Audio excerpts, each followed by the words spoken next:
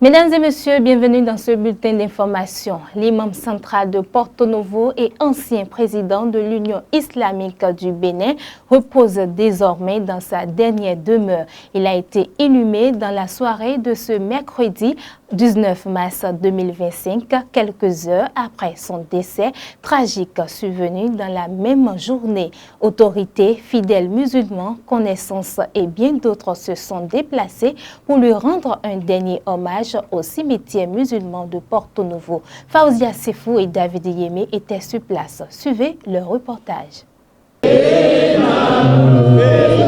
La nouvelle du décès de l'imam central de Porto Novo, survenu à l'aube de ce 19 mars 2025, a suscité de profondes tristesses au sein de la communauté musulmane tout entière. Hamzat Ouzeifa, âgé de 74 ans, était reconnu pour sa sagesse, sa compassion et son engagement envers la communauté. Cet homme de Dieu, dont la disparition laisse un grand vide, a consacré sa vie à la diffusion des valeurs de paix et de tolérance, tant au sein de la communauté musulmane qu'au-delà. C'est un bon imam, un vrai père de famille. Il est responsable de tout. Il aime tout son entourage, car il veut le bienfait de tout le monde. Il aime rester en collaboration avec toute religion, et l'animiste, et le christianisme, l'endogène, tout et tout. Inhumé ce même jour dans la soirée, de nombreux membres de la communauté ainsi que les autorités politico-administratives de la ville de Porto Novo se sont rassemblés pour prier et rendre hommage à celui qui fut un pilier de la foi et un guide spirituel pour tant de personnes.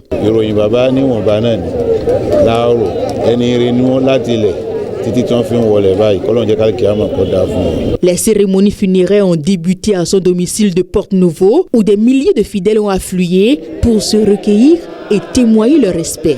Le cortège funéraire s'est ensuite dirigé vers l'école coranique où il enseignait des valeurs islamiques aux étudiants, puis vers le domicile de son tuteur.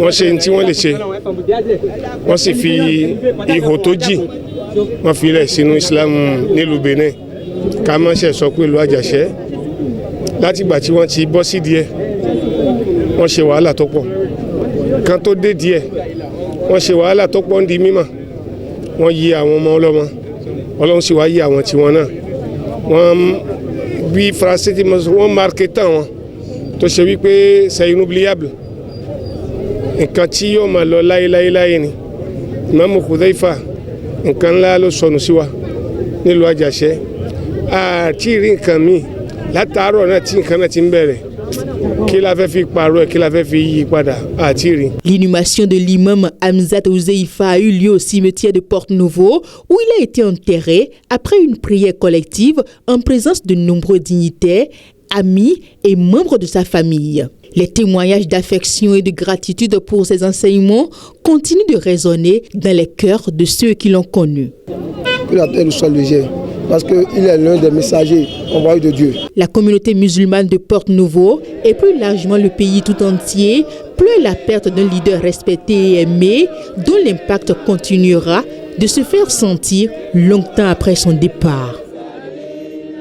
Autre information dans ce bulletin, la phase écrite du concours de recrutement de 1785 élèves agents de police au titre de l'année 2023 se déroulera le samedi 22 mars 2025.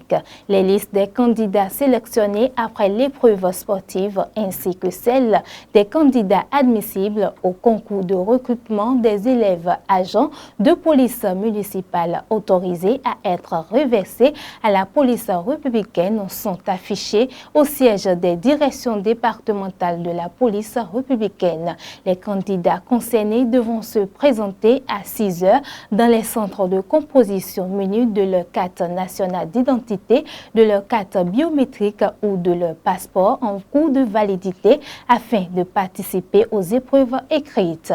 L'asphaltage est une réalité dans certains quartiers de la ville de Sakété et ses environs avec le réaménagement de plusieurs voies. Cependant, l'une des routes les plus empruntées reliant la ville de Sakété à l'arrondissement d'Aguidi demeure dans un état de dégradation avancée, causant de grandes difficultés aux usagers ainsi qu'à la population riveraine.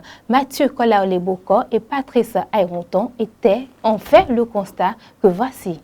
Nous sommes ici à Sakété, une commune et une ville du sud du Bénin située à une trentaine de kilomètres de la ville capitale Porto Novo. Derrière cette ville goudronnée et animée se cache le calvaire des habitants de l'arrondissement d'Aguidi, une localité enclavée située à plus d'une quinzaine de kilomètres de la dite commune.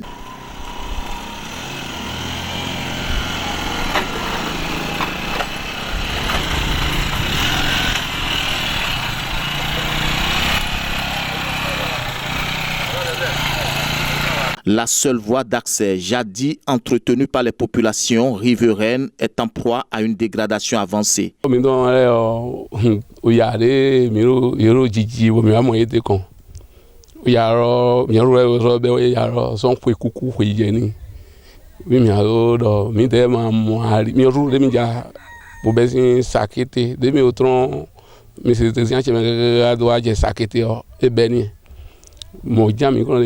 Tọ́mi tó wọ́n yín mẹ́rin supọ̀n de jimi gbọ́n ayé tiẹ̀ kó tó àlọ́pọ̀ wẹ̀pọ̀ mẹ́rin wa gọ́ àrọ̀ dàmí súpèrèsì rẹ̀ yọ̀ ọ̀dọ̀ tán lọ́mẹ́.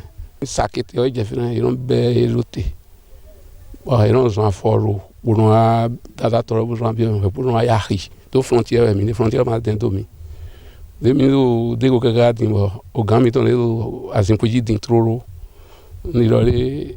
Et sur et à côté dominer 2 minutes pour monter et nous avons voya quand mi to ma ho les maisons mi momi di mi ro ka bo do na mi lole ni kudo ari voya akurun zin nous wale bi wedo jire.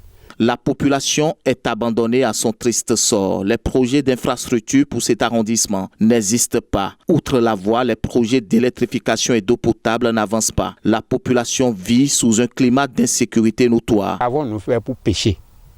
Parce qu'il semble que quelque part, cette population-là a péché. Qu'est-ce que nous avons fait? Est-ce que c'est nos aïeux? Qu'est-ce qu'ils ont fait? S'ils ont fait quelque chose, le président d'aujourd'hui, son Excellence, que j'appelle avec tout le respect de ce monde, et le père Guillaume Athanase Talon, qui travaille, qui a modernisé le Bénin, il est même en œuvre. À l'heure où je vous parle, le chantier bouge partout. Même s'ils auraient appris que nos aïeux ont fait quelque chose de mal, ils n'ont qu'à nous pardonner.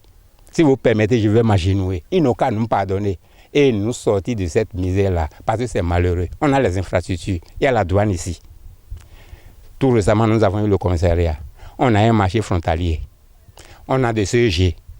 Mais les enseignants même qui vont venir, ils viennent en retard à l'école. Les enfants là, quand est-ce qu'ils vont réussir?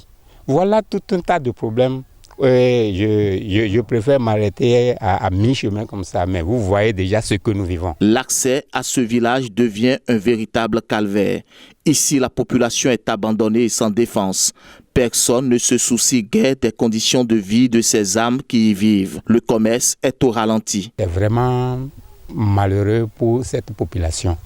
Parce que depuis la nuit des temps, je l'avais dit tantôt, c'est dans ce calvaire que nous vivons.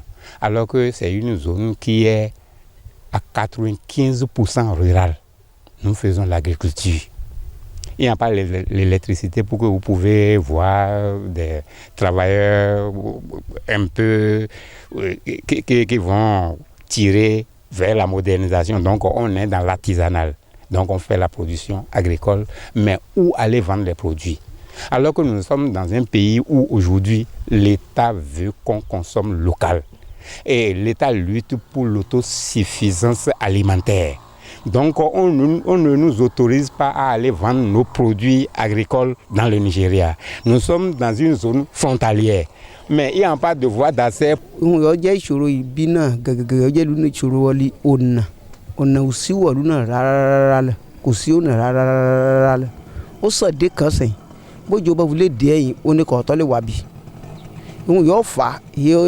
Ọjà náà ó fún epo wọ ohun rẹ̀ parce que báwọn èèyàn bá lọ́wọ́ wá bí ara wọn bí mọ́tò náà bá gbé mọ́tò náà ní bá wọn lọlé mọ́tò náà mọ́ dúró sí kìnìún la ìṣòro náà rìn wọ́n fààyè awúwo péré àbọ̀ kí bàjọba bóyá ìjọba bá lè bá ní ọ̀ràn òun lọ́wọ́ fún òun náà wọlé ṣe sí parípakan.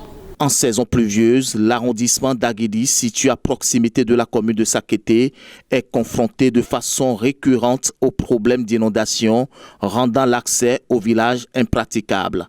Le chef de l'État est appelé à sortir cette localité enclavée de son état actuel où la misère de la population est grande. C'est tout pour ce bulletin d'information.